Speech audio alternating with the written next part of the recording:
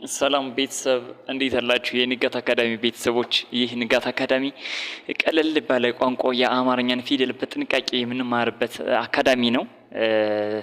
ኦንላይን መማር የምትፈልጉ ካላችሁ ታች ባለው የስልክ አድራሻ መደወል ትችላላችሁ።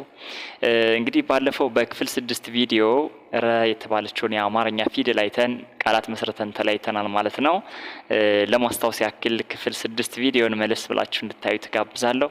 ዛሬ በክፍል 7 ቪዲዮ የምንመለከተው ደግሞ ከመጀመሪያው ጀምሮ ከሀ እስከ ረ ድረስ ያየናቸውን የአማርኛ ፊደላት እያንዳንዳቸው ምን ይመስላሉ የሚለውን ባንድ ላይ እንመለከታለን ማለት ነው። ተመልከቱ። ከዚህ ጋር ከሀ ጀምሮ እስከ ረ ድረስ እስካሁን ያየናቸው ፊደላት ናቸው። በጥንቃቄ ቅርጻቸውን፣ ድምጻቸውን እንለያለን።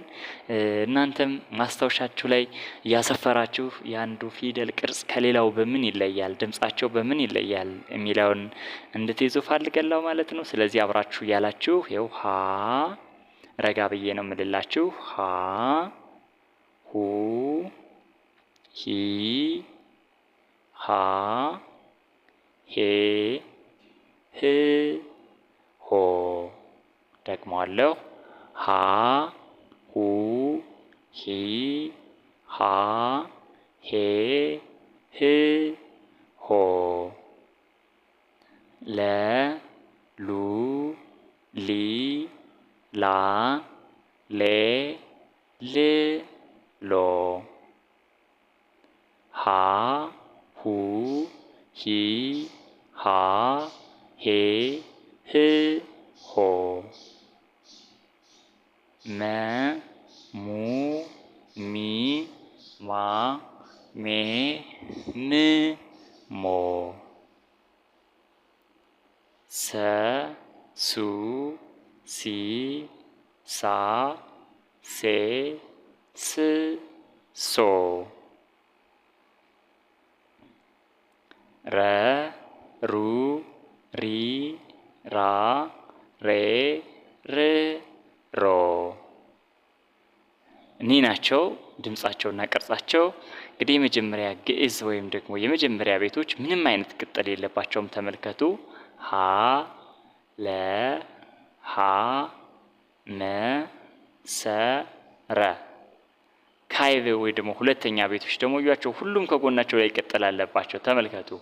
ሁ ሉ ሁ ሙ ሱ ሩ። እነዚህ ካይብ። ሳልስ ወይ ደግሞ ሶስተኛዎቹ ደግሞ ሸዳዳ ናቸው ብያለሁ። ተደጋጋሚ እናገራለሁ። እዚህ በኋላ ደግሞ ሸዳዳ ናቸው። ወይም ደግሞ በቀኝ በኩል ያለው እግራቸው ላይ ከታች ላይ ቅጥል እንቀጥልባቸዋለን። ሶስተኛ ፊደላት ማለት ነው። ተመልከቱ። ሂ መልስላችሁ። ሂ እዚህ ጋር የምታዩት ናት ማለት ነው። ሂ ሊ ሂ ሚ ሲ ሪ። ተመልከቱ። ሶስተኛ ፊደላት። አራተኞችን ተመልከቱ። አራተኛ ራብ የምንላቸው ደግሞ ብዙ ጊዜ በግራ በኩል ያለው እግራቸው ያጥራል። እነዚህ አራተኛ ፊደላት እንደየቅርጻቸው ግን ይለያያል። ሁሉም ማለት አንችልም ማለት ነው። ተመልከቱ እስኪ ሃን እዩዋት። ሃ ላ ሃ ማ ሳ ራ። በጣም ጥሩ። ሀምስ ደግሞ አምስተኞችን እዩዋቸው በሞቴ። እነዚህ ሁሉም ቀለበት አላቸው። ያ ማለት በቀኝ በኩል ካለው እግራቸው ላይ ቀለበት ይጨመርባቸዋል። ክብ ማለት ነው። ቀለበት ስለው ሌላ ነገር እንዳይመስላችሁ። ይኸው ሄ ሌ ሄ ሜ ሴ ሬ። ተመልከቱ። ሄ ሌ ሄ ሜ ሴ ሬ። ሁሉም ቀለበት አላቸው። ሳድሶችን ተመልከቱ። እኔ አንድ ድምጽ ሳድስ ምንላቸው ህ ል ህ ም ስ ር። ሰባተኞቹ ሆ ሎ ሆ ሞ ሶ ሮ። ወይም እንግዲህ አንዴ ለመጨረሻ ጊዜ አስታውሳችሁና ወደሚቀጥለው ነው የምንሄደው። ይኸው ሀ ሁ ሂ ሃ ሄ ህ ሆ። ለ ሉ ሊ ላ ሌ ል ሎ። ሀ ሁ ሂ ሃ ሄ ህ ሆ መ mu mi ማ ሜ ም ሞ ሰ ሱ ሲ ሳ ሴ ስ ሶ ረ ሩ ሪ ራ ሬ ር ሮ ይህንን ይመስላሉ።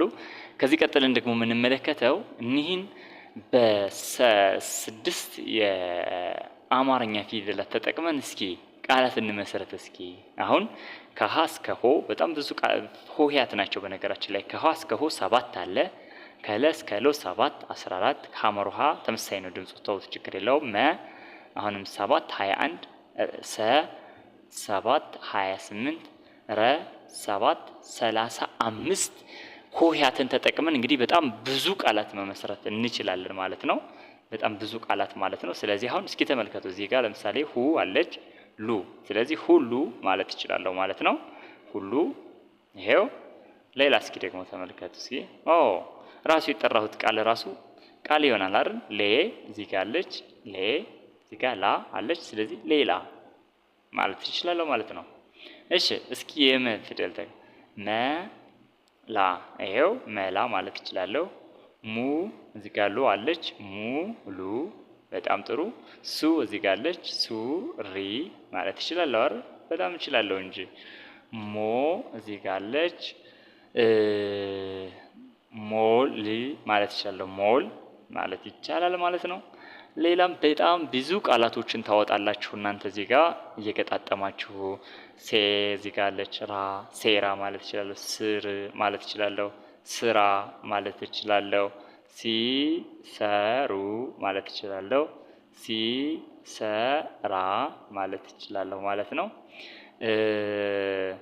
ህ እዚህ ጋር አለች፣ ል እዚህ ጋር አለች፣ ም ህልም ማለት እችላለሁ ማለት ነው። በጣም ብዙ የአማርኛ ቃላትን መመስረት እችላለሁ ወይም ደግሞ እናንተም ትችላላችሁ ማለት ነው። እስኪ እኔ የመሰረትኳቸውን እኔና እንቀጥላለን ማለት ነው። ይሄው ሁሉ፣ ሌላ፣ መሪ፣ ሆሄ፣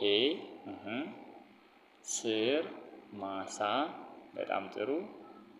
ሱሪ፣ ስራ፣ ሀር፣ ለማ፣ ላም፣ ለምለም ማለት እንችላለን። በጣም እንችላለን እንጂ ለምሳሌ እስኪ ልመልስላችሁ። እዚህ ጋር ለ አለ፣ ን እዚህ ጋር፣ ለ እዚህ ጋር፣ ን ለምለም ማለት እንችላለን። ሌላም መጨመር እንችላለን በጣም ብዙ። ሁሉ፣ ሳር፣ ስነ ምግባር የመሳሰሉትን መጨመር እንችላለን ማለት ነው። እናንተም እነዚህን ተጠቅማችሁ የራሳችሁን የአማርኛ ቃላት እንድትመሰርቱ ፈልጋለሁ። በቀጣይ በክፍል 8 ቪዲዮ እንገናኛለን። ለዛሬ እዚህ ጋር ይበቃናል። ቪዲዮን ከወደዳችሁት ላይክ አድርጉ። የሚስተካከል ነገር አለው ካላችሁ ደግሞ ኮሜንት ላይ ጻፉልኝ። በቀጥታ በዩቲዩብ መማር ለምትፈልጉ ደግሞ በስልክ አድራሻ ብትደውሉ በምትፈልጉት የሶሻል ሚዲያ አማራጭ ማስተማር ይችላለሁ።